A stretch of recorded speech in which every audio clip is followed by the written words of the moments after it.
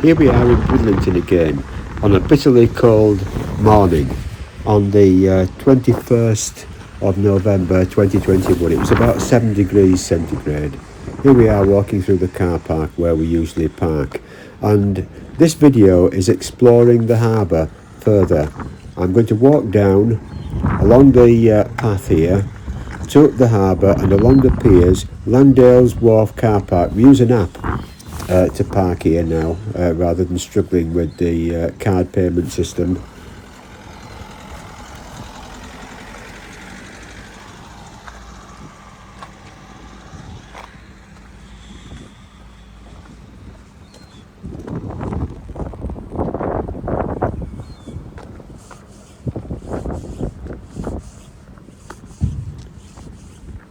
Bridlington is the shellfish, lobster and crab capital of the world, basically, certainly of the UK. Well, that's my view on it. You'll see soon the lobster pots on the central pier there. Now we're going to walk along this pier a very long time ago, probably about 60 years ago. I would be at the end of that pier with a fishing rod and fishing with small freshwater hooks. Yeah, that's cheating really, isn't it? I had one of those lines that you wind onto a piece of wood, but I had freshwater hooks, small, so that you could actually catch fish, because the fish in Bridlington Harbour, I don't think there were many big fish in those days, but I used to catch whiting, if memory serves me correct, and be about as long as your hand, and also a few crabs. Now here are the lobster pots. An interesting thing, I was just reading on the news yesterday that they've decided now that lobsters are sentient creatures and shouldn't be killed by dropping them into boiling water, and that a more humane method should be used. It's a good argument that you shouldn't eat lobsters or you shouldn't eat crabs or anything that's sentient, but then again, if we were on the seabed in unforeseen circumstances, I'm sure the lobsters would eat us. So there you go. And here we are. I haven't been along this pier for about 60 years, and I'm sure it's changed. I'm not sure if it was a totally wooden pier back in those days, but it's a very long time ago. Over to the right there, you'll see what remains of the fishing fleet. Maybe some of the crab and lobster boats, I'm not sure. But at one time, where the shelter is over there, the entire harbour at this end was full of fishing vessels, which now seem to be largely gone. Lots of lobster pots. I don't remember those being here 60 years ago when I was a child. I know there used to be a paddling pool. You're looking down now towards, over beyond that harbour wall, over there is the South Shore Holiday Village, and nearer towards Bridlington there used to be a paddling pool where you could sail your model boat. Actually, it wasn't for paddling really, it had a slimy bottom on it, slimy concrete. You could sail your model boat along there, and we all used to bring yachts, small ones with lead keels that you would sail. And that's looking towards what as children we used to call it Pooh River. It's actually the Gypsy Race River over there. You can just about see it entering the harbour, and we'll be walking closer towards that now. I think at one point a lot of sewage used to enter Bridlington Harbour through the Gypsy Race River, and who knows, maybe it does still if there are overflow situations. But the whole of the harbour has been cleaned up, I think, tremendously since then, as indeed as everywhere in the UK, hasn't it? You go down to the River Thames in London. I used to look at that in 1965 from London Bridge, and it would be appalling, black, totally devoid of life. Now you've got fish in there in the River Thames, and salmon coming up it. And I'm sure much the same applies to the big rivers in the UK, and certainly Bridlington Harbour. I think that's Gansey Lass, the boat you see there. They're sailing cobble or coble. It's pronounced coble. Do you pronounce it cobble or coble? I don't know that. But there's the the harbour wall at the other side. I seem to remember many years ago, decades ago, them building that up. It used to be quite a narrow walk along there, lots more lobster pots.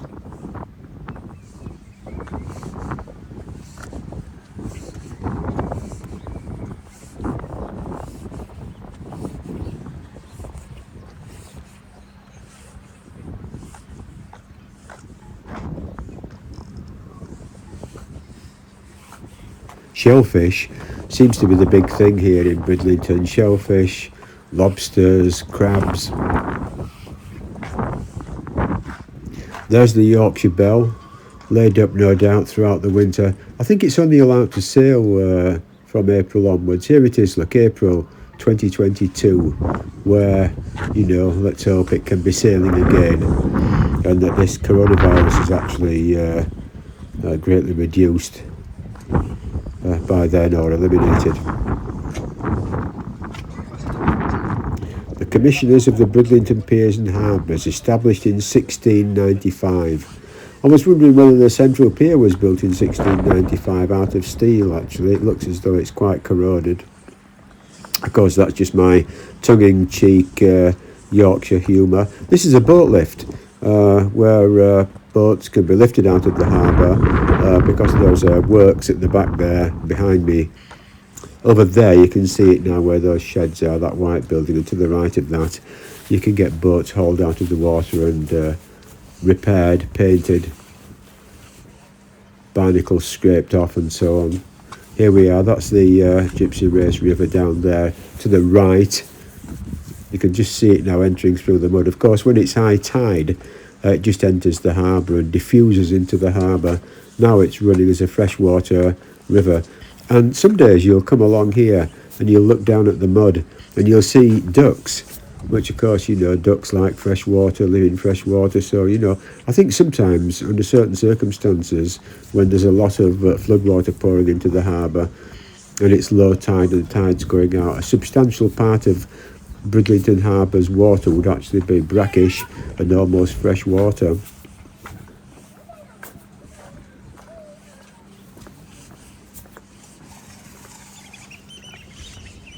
That's a boat ramp. I've never seen a boat being lowered down there. There's a little barricade across.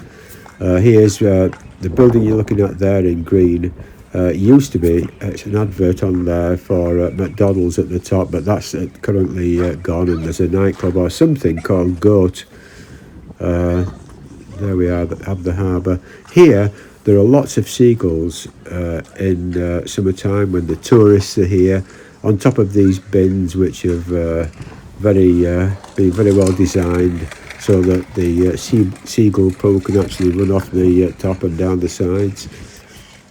But it's overwhelming quantity of seagulls here, snatching chips out of people's hands and anything they can get, basically, from these shops. People buy food there, which is a lovely thing to do, to come here to Bridlington and walk along here, have a chip butty. You got to watch the seagulls. Don't take the butty out of your hand, because they're very bold.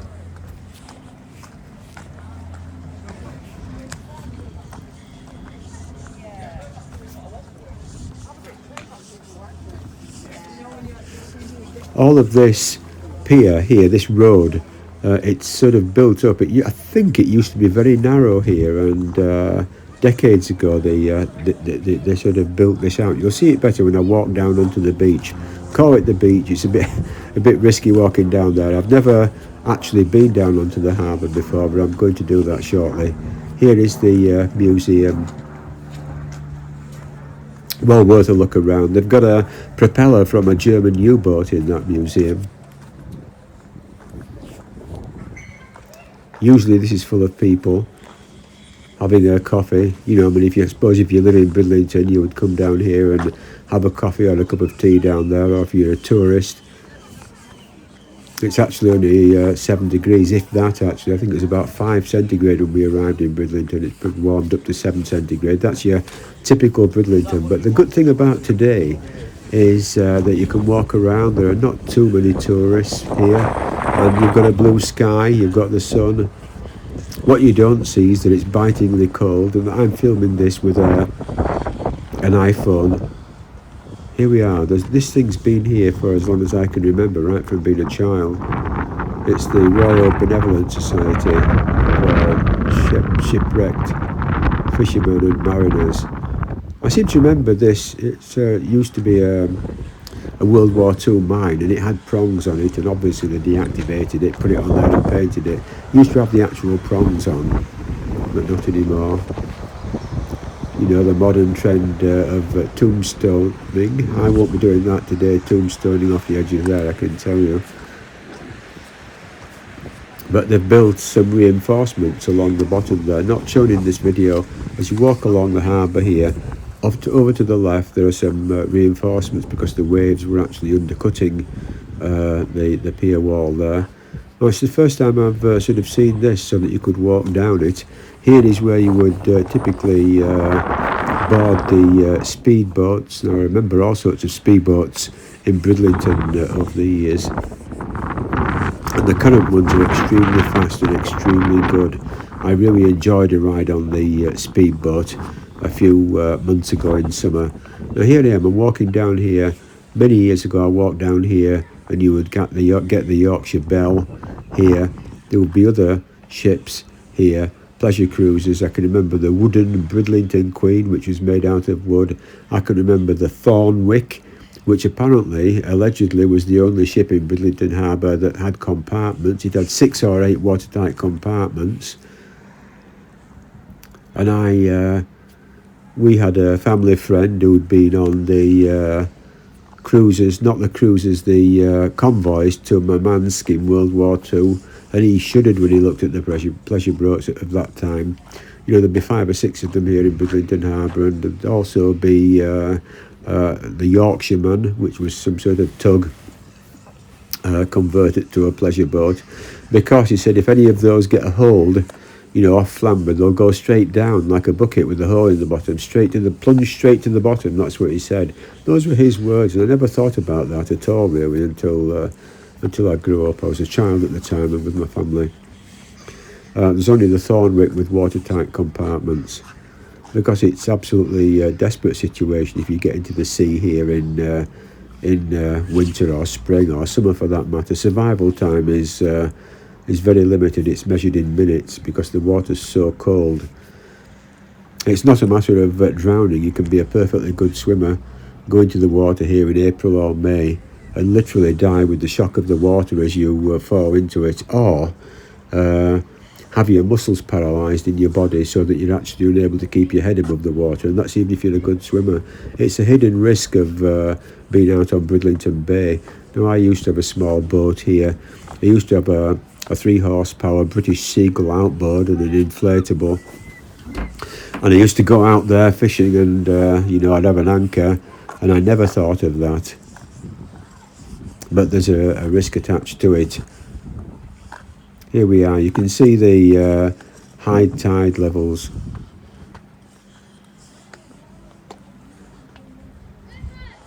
To the left of the steps you see the wooden structure there that's now largely rotted away.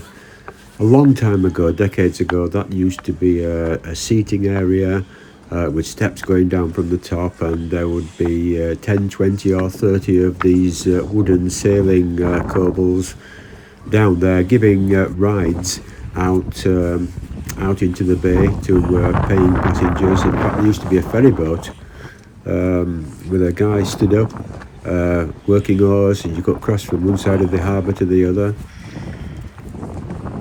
I think it cost 1 penny in old currency. Here we're walking back down onto the harbour.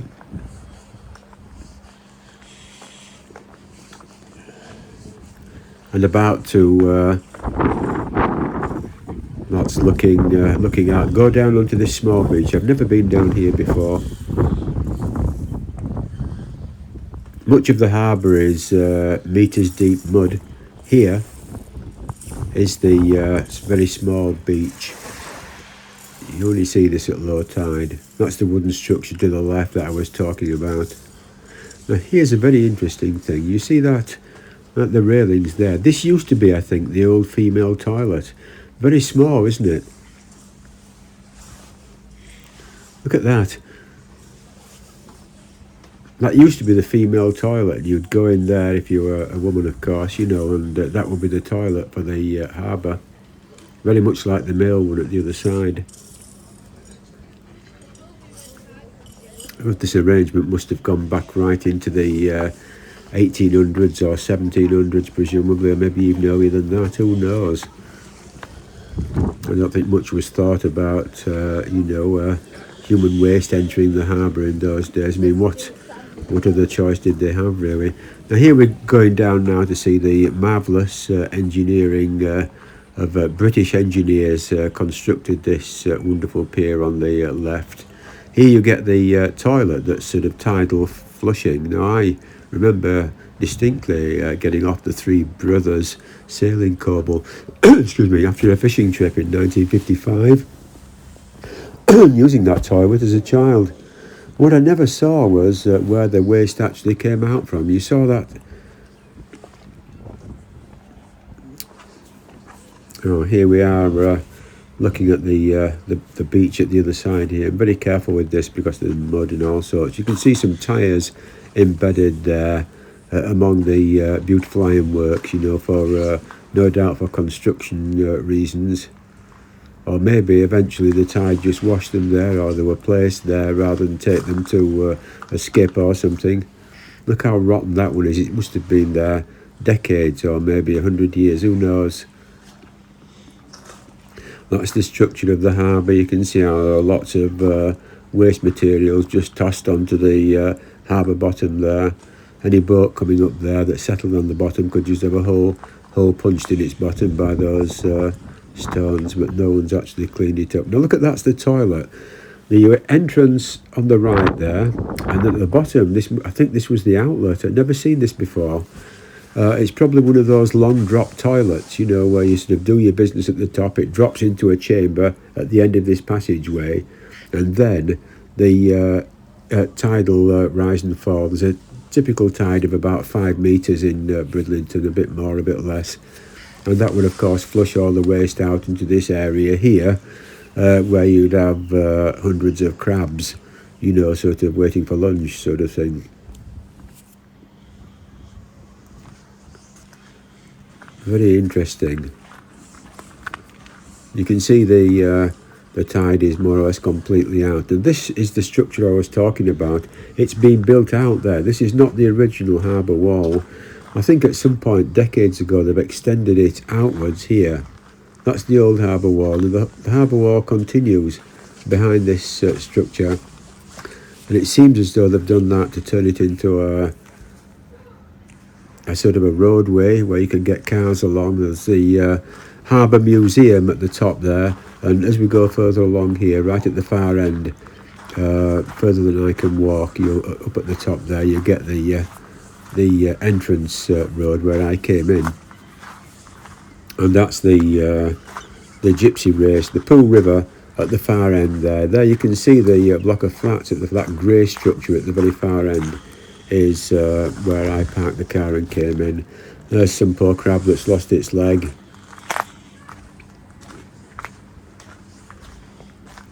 Or should I say some crab leg that's lost its crab.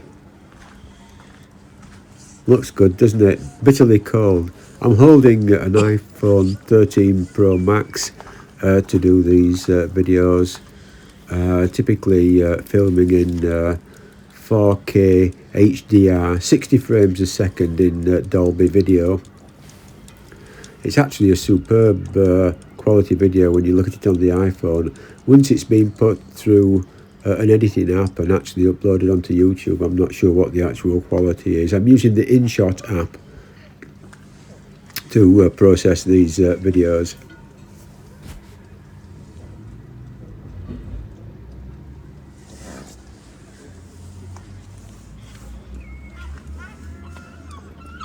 There are notices saying that effluent still enters Bridlington Harbour. That will be from the Gypsy Race River, no doubt. I mean, these toilets at the far end, a very long time ago, they must have been locked off, surely. You know, you can't imagine people using that as toilets and it goes straight into the harbour in such a visible way, can you?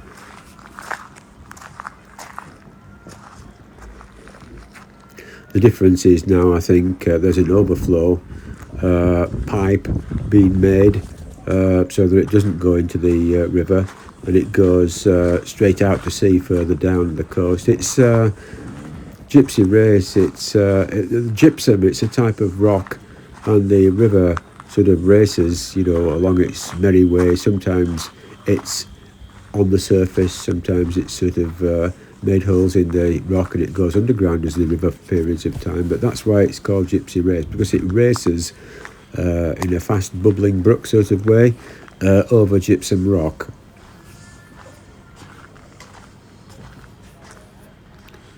Here we are with the underground toilet again. I'd forgotten all about this until I've seen it. That slot up there is to allow light into the toilet. There's a chamber, you'd stand up and do your business or sit down there, and that's the long drop where the number 2 would actually drop into the chamber there and then be flushed out. It's all very efficient engineering by our foreparents, isn't it? That's the magnificence of the pier again. A very well made structure.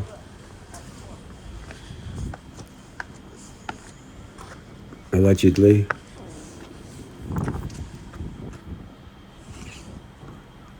It'd be difficult to maintain this lot really. I think it's Bridlington Harbour Commission that maintains all of this.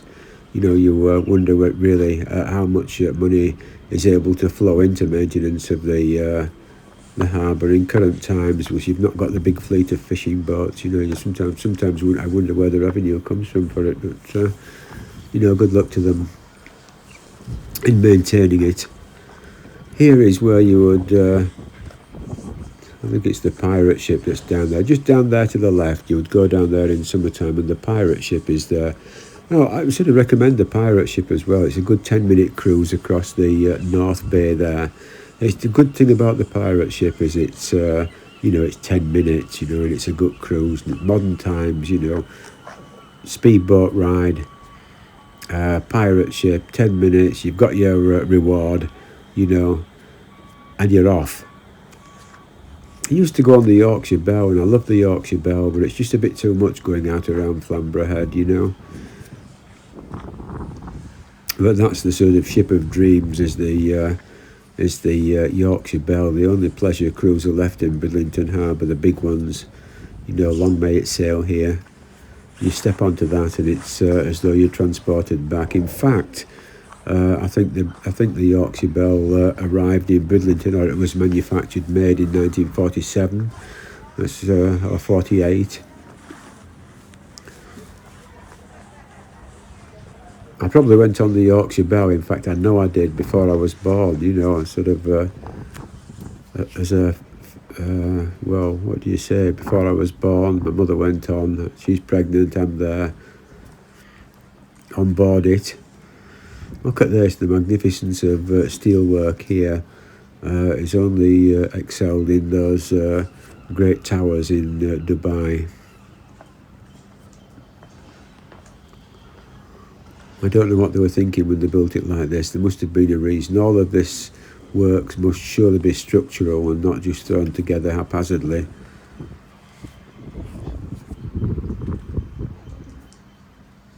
Although when you look at it, it sometimes just to me seems like a pile of junk, that sort of has been thrown together to support a massive concrete weight above. But I'm not an engineer, am I? I mean, I was something totally different, so what do I know? You can see there's a bit of rusting. Rust's a very interesting thing, how it's sort of taken hold here and bitten and eaten straight into the structure. There's iron turning back into, steel presumably turning back into iron ore and going back into its natural state, and ending up back in the harbour and back in the soil. Look at this; it's just crumbling away. No doubt it's all very well safety tested, and lots of structural strength remaining in it. Otherwise, they would have closed it off, wouldn't they? These nuts here. I wonder who tightened those bolts. How many years ago was that? And just think of the energy from that. Presumably a man's arm tightened that nut. There'd be still some energy there trapped in there, wouldn't there, presumably, if the bolts under tension.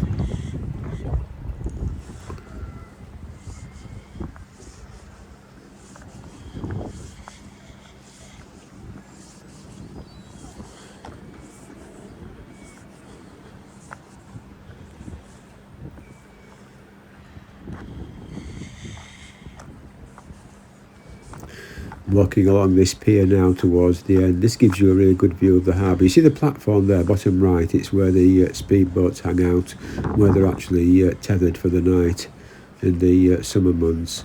There's some fishing boats across there, not sure whether they're shellfish or what. Now over there is the pathway that I walked down a little earlier in this video.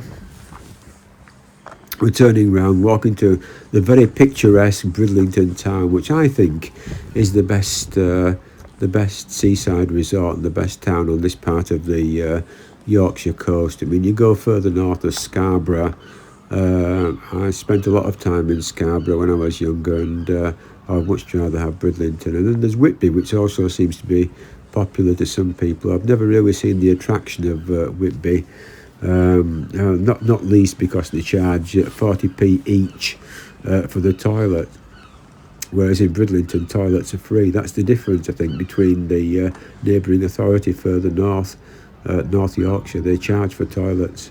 In Bridlington it's free. You can go to the toilet as much as you want in Bridlington and not pay anything. Now look at that rust there, just longing for a slap of paint, a few anti-corrosion paint a few decades earlier to keep it preserved.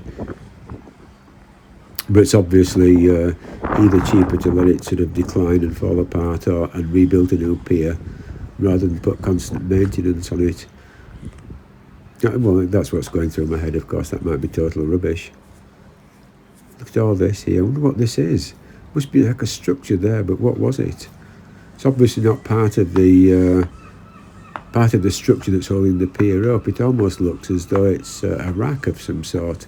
I wonder if it had some sort of purpose for small fishing boats at the time, that they would put something on that.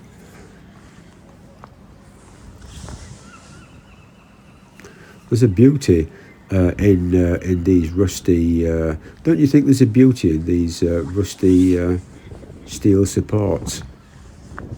To see nature taking hold.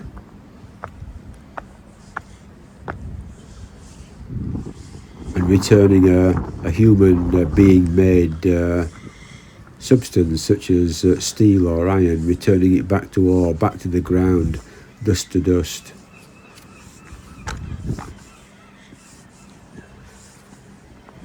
And steel to rust.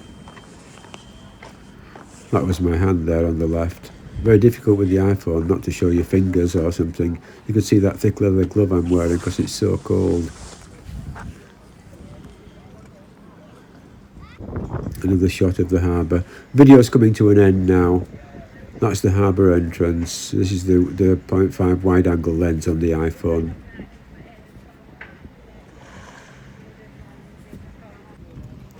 That's the 3x zoom. You can see the wind farm there. It's a tremendous size on those generators. There's someone there patrolling about on the bottom looking for things. Very interesting place, Bridlington, well worth a visit. A juvenile seagull still in juvenile plumage. Still hoping for some fish and chips, presumably, but no chance today. There's no one here. Well, I hope you enjoyed this video. I enjoyed making it. That's another video from the Decrepit Lion Productions, as I like to call it. Thank you for watching.